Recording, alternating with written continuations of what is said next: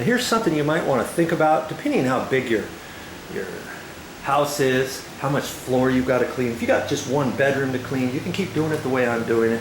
If you got lots of other areas and you don't know how you're going to tackle all this, and you've seen how I've taken all this stuff off, maybe you can call a carpet wholesale company or a industrial cleaning company and ask them if they have a product that will take this mastic off. It's not really mastic, it's like a tar substance. And, you know, back in the old days, you tell that to a cleaning company or a carpet wholesaler, and they'll probably know what you're talking about.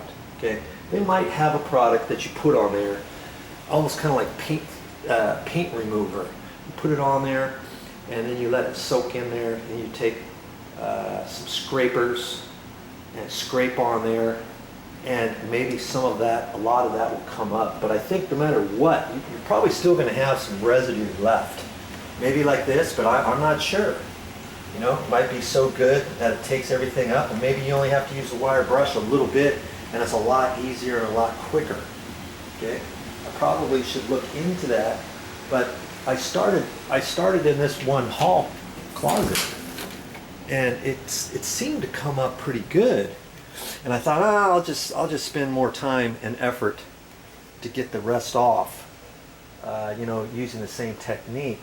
And this bedroom that I've been working on just really didn't go as nicely as this room here. Now this one here, I sponged out the sponge with clean water each time, and so it took a lot of the top color off.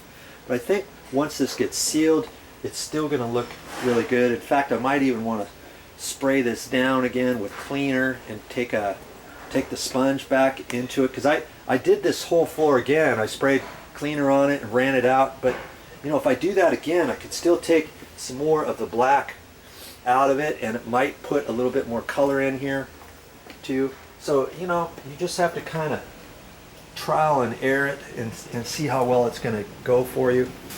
If you want your floor stained, that's a good way to do it. Now back to staining.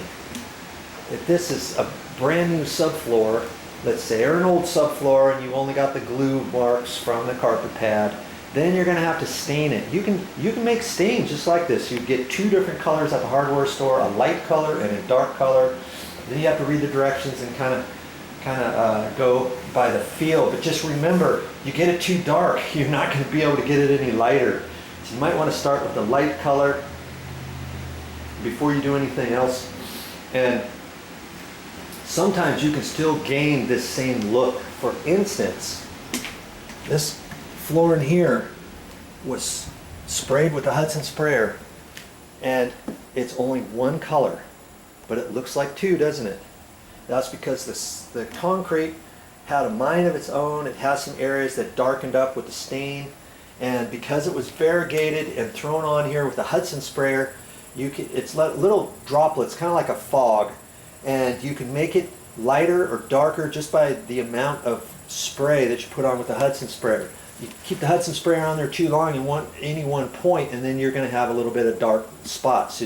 So my suggestion would be to, like a floor like this, go over the whole thing, you know, a light coat with the Hudson sprayer first, and then once that dries, you can kind of walk around and kind of spit some more on here and there, or you know, and leave it, and then you'll see what kind of additional colors you can do. You could do that for a second coat if you wanted to.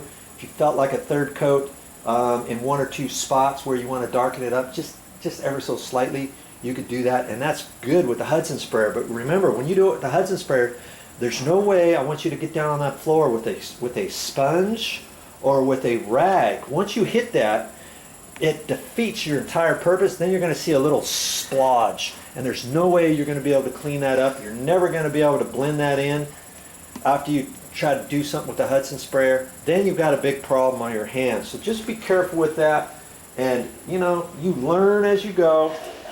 That's just how it works.